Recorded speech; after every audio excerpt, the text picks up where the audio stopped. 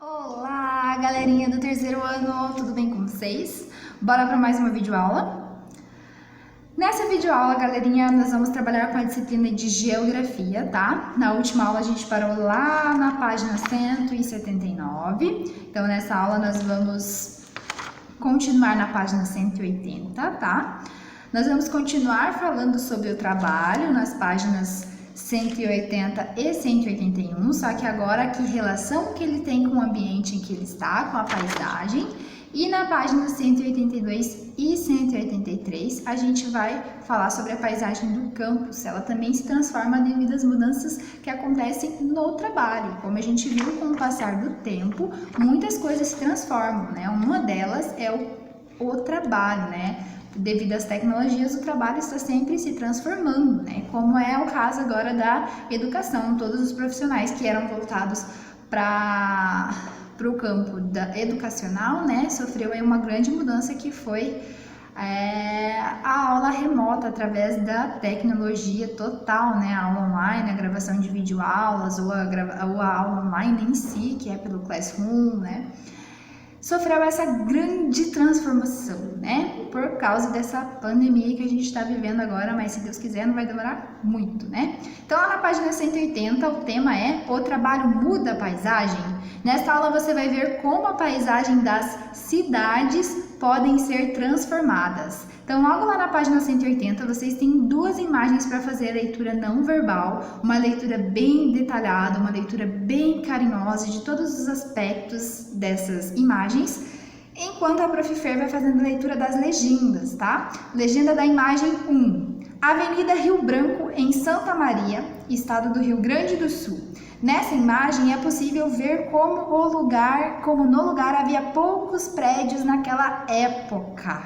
Essa fotografia é de 1958, já faz mais de 50 anos essa fotografia nessa grande avenida aí, né? Lá no Rio Grande do Sul.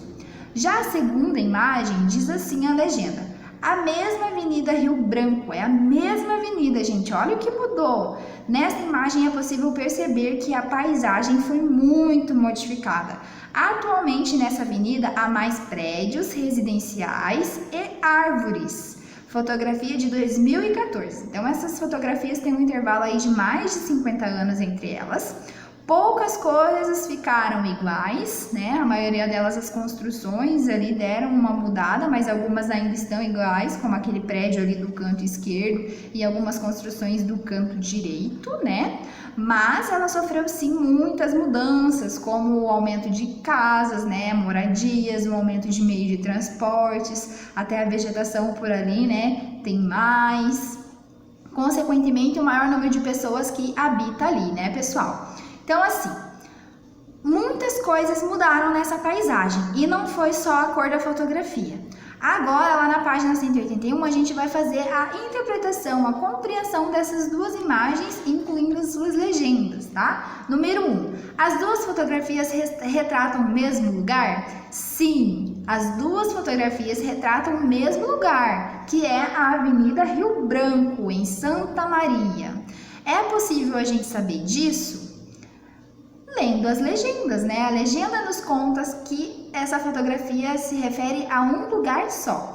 Número 2. Qual é o ano em que as fotos foram feitas? A foto 1 foi feita em 1958 e a foto 2 foi feita em 2014. Fotografia de 2014. Número 3. As duas fotografias da página anterior retratam o mesmo lugar em anos diferentes. Observe novamente as paisagens e responda. Quais foram as principais mudanças? Escreva-as e depois converse a respeito delas com seus colegas.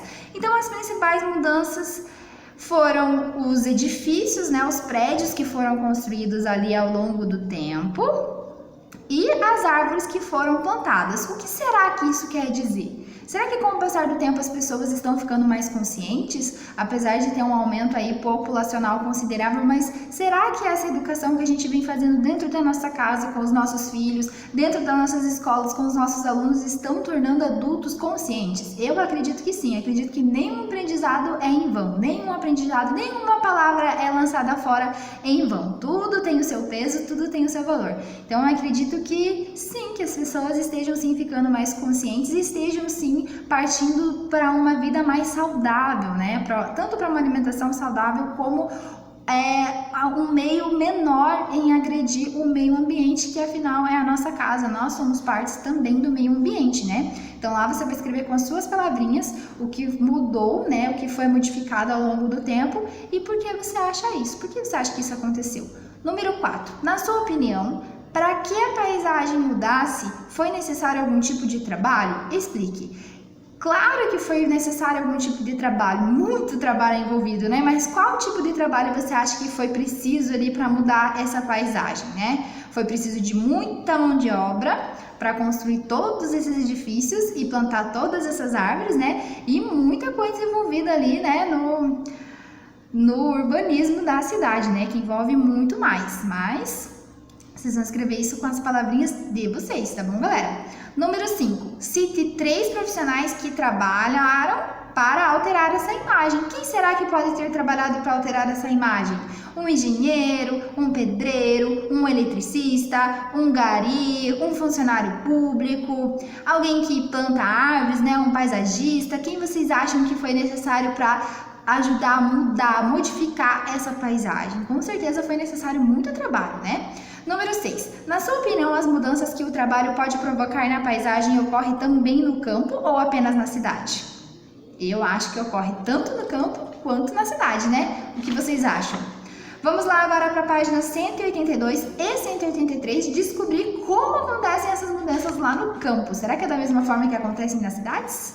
Então, lá na página 182, o título é A paisagem do campo é sempre igual? Nesta aula você vai conhecer mudanças que o trabalho também provoca no campo. É comum ver extensas plantações de um mesmo vegetal nas grandes propriedades. Essa prática é chamada de monocultura, mas nas pequenas propriedades o habitual é haver variedade no plantio e em razão do tamanho da terra disponível para o cultivo, a quantidade de produtos nesse caso é bem menor. Ali temos duas imagens, tá? Vocês vão analisando ali as duas imagens enquanto a prof diz para vocês o que é monocultura. Monocultura é a produção de apenas um produto agrícola em grandes áreas. Por exemplo, uma pessoa que tem grande terreno, uma grande propriedade lá no campo, ele opta por plantar uma coisa só, porque daí assim vende mais, tá? Vou plantar só batata nessa plantação, nessa colheita, vou plantar só feijão dessa vez, vou plantar só o milho dessa vez, vou plantar só a soja dessa vez. Ele escolhe um alimento só para plantar. Isso nas grandes propriedades. Nas pequenas propriedades, as pessoas que têm pouco terreno para plantar, elas optam por plantar de tudo um pouco. Assim elas vão colher de tudo um pouco. A dona de casa vai colher a sua couve, vai colher o seu alface, vai colher o seu tomatinho, vai colher a sua batatinha, vai colher o seu pepino, vai colher a sua cebolinha verde, vai colher o seu alho, o seu amendoim. E assim ela vai ter de tudo um pouco, mesmo sendo naquele espaço, mas é o suficiente para alimentar a família. Talvez ela não consiga tirar todos os alimentos ali do terreno dela, mas a maior parte, com a maior saúde, por ser produtos orgânicos, ela vai conseguir tirar, tá? Essa é a diferença entre plantação nas grandes propriedades e plantação nas pequenas propriedades, tá bom? Imagem 1 diz assim: muitos produtores do campo ainda usam ferramentas simples, como a enxada na produção de alimentos. Essa imagem é de Minas Gerais, lá de 2011, nem faz tanto tempo assim, né? Imagem 2. Em determinadas áreas agrícolas, máquinas grandes e modernas são muito utilizadas na produção de alimentos. Então a diferença está aí. Pequenas propriedades, ferramentas simples, ferramentas pequenas. Grandes propriedades, ferramentas modernas, ferramentas grandes que dê conta da grande propriedade. Você sabia que no Brasil a maior parte dos alimentos que chega à casa das pessoas vem da produção de pequenos agricultores? Olha que da hora!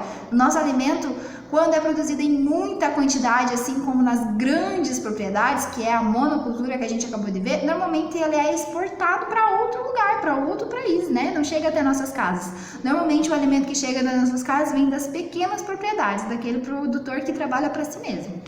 Atividade. Que elementos da paisagem mostrados nas duas fotografias mais chamaram a sua atenção? O que te chamou a atenção nas duas fotografias ali em cima? Página 183. Como você já viu, assim como o trabalho pode mudar as paisagens das cidades, ele também pode alterar as paisagens do campo, que plantam e colhem maiores...